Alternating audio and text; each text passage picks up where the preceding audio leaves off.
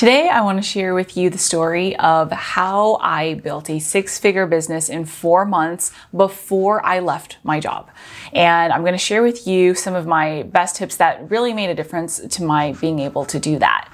Now, if you've been in my community for any amount of time, then you might have already heard this story. That being said, you're going to get some new tips because I haven't shared it in a while. And if you are new here, welcome.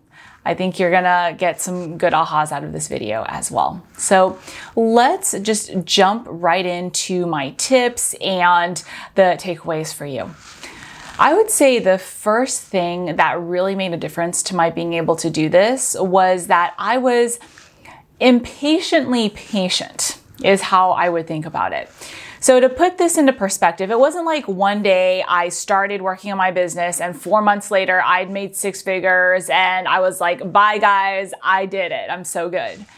This was the result of actually quite a few years of trying different businesses, getting some success, and really just learning all the different skills that an entrepreneur has to have.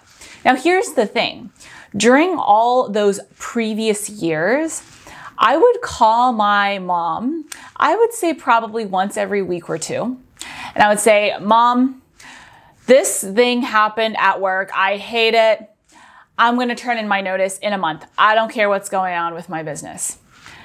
Thankfully, my mom is not the most supportive mother, and I'll tell you what I mean, but in this case, it was the best thing that could have happened to me. She's a very typical kind of Asian mom who always thinks she knows best, and so she's not the kind of mom who's gonna say, yeah, you go for it, you got this.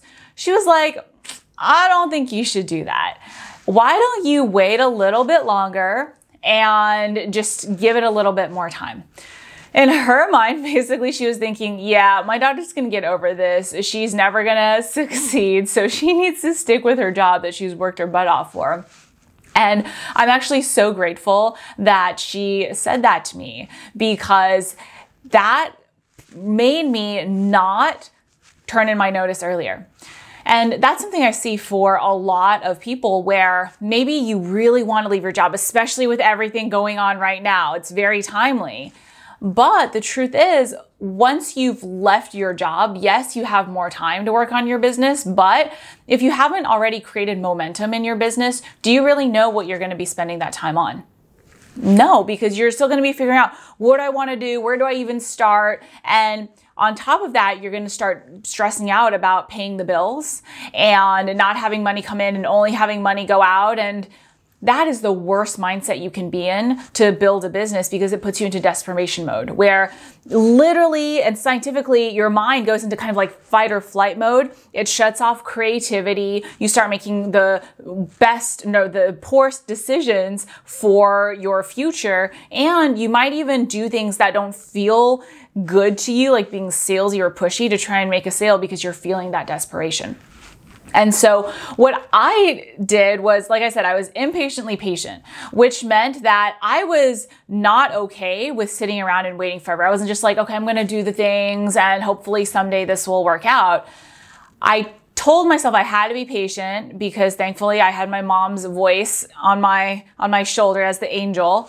And the other side of me was like, okay, well, the sooner I actually make some progress, the sooner I can leave this job. So I better get at it.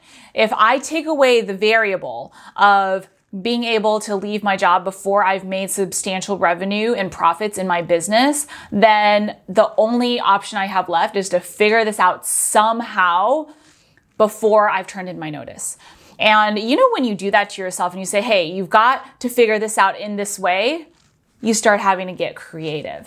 And so that is, I would say, one of the best things that I did, that on accident, frankly, because my mom gets all the credit for that one. So that's the attitude I was in. Then as I really figured out, okay, I need to do this while working a really busy job. So I was working as a manager at a startup and we had just some really demanding hours. And I knew that if I wanted to make this work, how was I going to find more time? I wasn't.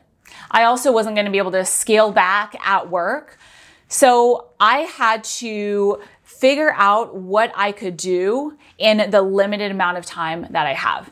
And I think most people approach this wrong. The question I get a lot is, how do you make more time? How are you able to do it all? That's the wrong question. The question I asked, and I'm an engineer by training, so cool fun fact about me, if you don't know, is I used to be an engineer for the space station. Whole other story, but tells you kind of like the training, the way I think. So what I thought about was, okay, the variables I can't control are how much time I have. I only have so much time. So I'm not going to be more productive. I'm not going to sleep less. That's just going to shoot me in the foot. And so I'm going to figure out how to make the most of the time that I do have. And the way I did that was by figuring out what are the only things that really matter to my being able to build a business and leave my job as soon as possible. And I'm talking specifically about building an online service-based business. So for me, I was doing consulting and then coaching, and all I had to do was sell essentially my services versus having to create a product or figure out all of the things required to be able to even sell a physical product. And so what I did was I realized, you know what?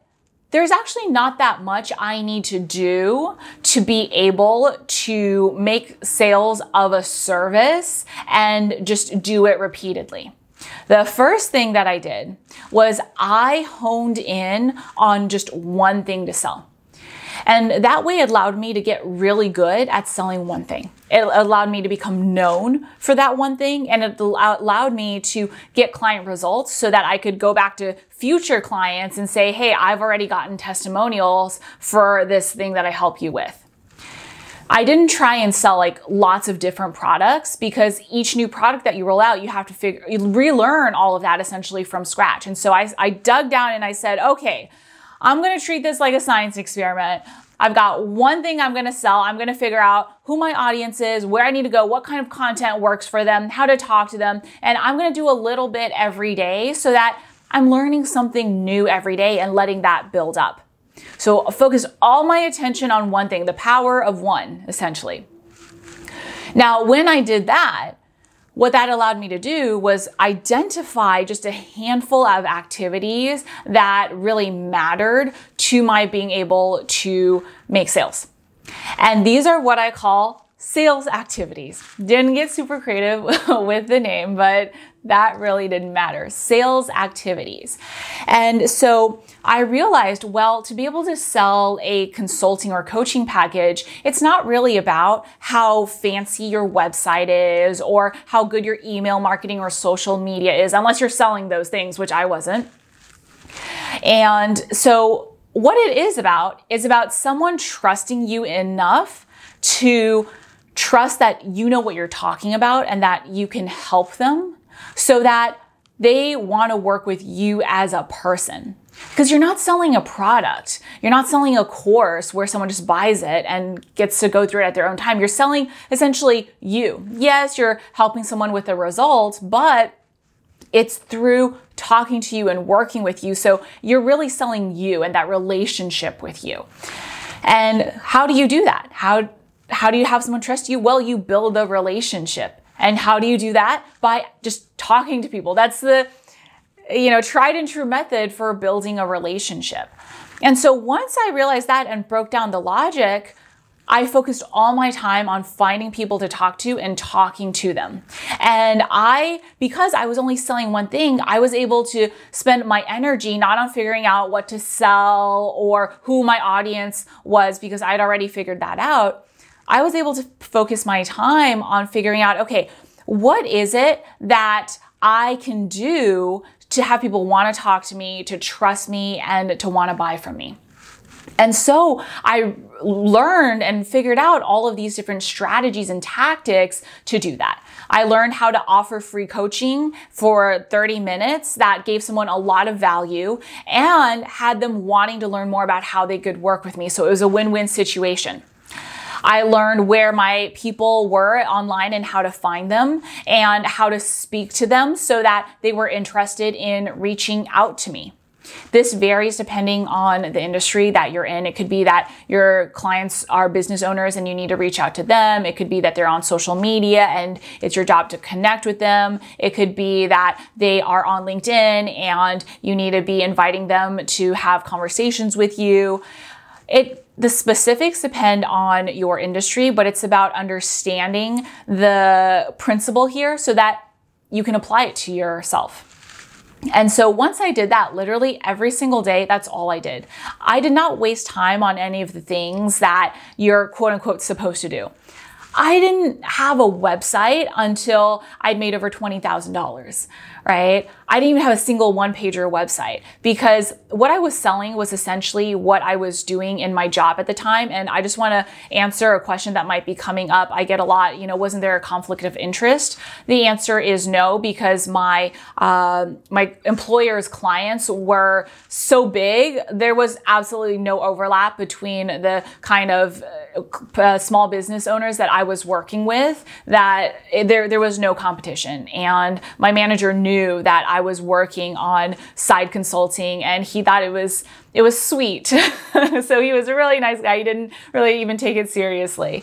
And so I just wanted to answer that. But essentially that is all I did, so that when someone wanted to learn more about me, they could just go to my LinkedIn and see, okay, yeah, this person actually knows what they're talking about, even though they don't have a website. And so because of that, I also didn't focus initially on building an email list right away. Again, you're told you need to do that, but I realized my email writing skills at the time were not that strong. So someone wanting to build a relationship with me, to spend 4 figures on working with me at the time, it would have taken them forever, honestly, if ever, to learn to trust me through just my emails. Because again, they weren't that good back then. And so I didn't bother with that. I didn't bother writing a blog either because of the same principle. I didn't know how to drive SEO traffic and write long blog posts, so wasn't going to waste my time on that. And so all I did was focus on different ways to connect with my ideal clients. I figured out, okay, where are they hanging out online? How can I get in front of them? What kind of people have audiences filled with my ideal clients? How can I do a collaboration where I'm unknown, I don't have a big audience, but I have a lot of knowledge that they would find valuable and want to share with their audience? So how can I exchange my knowledge to be able to get in front of their audience via an interview, via a guest post, via any sort of collaboration or joint training? And so I got really creative and I focused all my time on that. Outside of that, anything else was, am I talking to a potential client? Am I having a sales call? Am I following up with a potential client? That's it. If it didn't fall into one of those ranges, if it wasn't something that would specifically drive sales, thus a sales activity, I didn't do it. And it wasn't until later that I brought in revenue in my business that I said, okay, let me invest some of this money in hiring a designer to help me set up my website because I want to do it right from the beginning. Let me start building my email list while maintaining the things that are really moving me forward to actually make sales. So that was really key, using my limited time on the few things that mattered. And then the final piece is, you know how most of us have that negative voice in our head telling us, is this really possible? Are you wasting your time? I mean, it wasn't just in my head. I had my parents and my friends telling me that all the time. Like, you're working so hard on this thing. It's probably not going to pay off. Why don't you just focus on your career and relax a little bit? All the way to, you're crazy. That voice inside my head and outside of my head, what I did was I basically kind of just shut it off. Imagine like having a switch in your head where you just say, oh, not going there. Because if you let yourself think those thoughts, they will completely take over. I had experienced that for years before, where I would make a little bit of progress and I would get really discouraged because I wasn't really getting any results. And so I this time said, okay, you know what? I'm just going to give it my all. I don't care what that voice says. What does it know? I haven't done this before, so how would it know if it can do this? Kind of like coaching myself a little bit. No one around me has ever done this before, so why would I listen to someone who hasn't done what I wanted to do? I know that they love me, but they're coming from their experience, and that's not the experience I want. So I essentially just kind of flip that switch and didn't let myself get in my head, so that every day to do the sales activities that I'd set for myself, there was no ifs, ands, or buts. I'd gotten it down to the minimum amount of time possible. So I couldn't even tell myself, oh my gosh, I don't even have, 15 minutes to at least do 1 or 2 sales activities today, right? So I overcame like the biggest objections and mental hurdles that I had to keep myself stuck that I use as excuses. And I turned off that voice. So it was literally, it's going to be as a non-negotiable as brushing my teeth. I'm not going to not brush my teeth. I'm not going to not eat food. And so I thought about it the same way, so that some days, I could only do 15 minutes because work was busy. Some days I was able to do an hour. On the weekend, sometimes maybe I would do 2 to 3 hours or more. But what I did was, because I didn't let that voice in my head take over, I showed up every day. And then it was like compounding effort where everything adds up, right? If you continue to do that, it's like putting your foot on the gas pedal and not taking it off. You just build momentum until you're going faster and faster, versus like, putting your foot on the pedal, taking it off, putting it on the pedal, taking it off, and not really getting anywhere. And so with that, I was able to really quickly just go. And it was a lot of work, but it brought everything that I talked about together to be able to make those sales in just 4 months before I was like, okay, you know what? I'm going to turn in my notice and I'm good. So I hope you found this really helpful. And as I mentioned, the biggest thing that was really key was being consistent and showing up every day, especially with my content creation that brought clients to me, doing those sales activities. And so I've got a really helpful video for you that with lots of great tips if you struggle with being consistent and showing up every day, especially with your content creation. And I'm going to share that with you right here so that you can check that out. And I will see you in that video.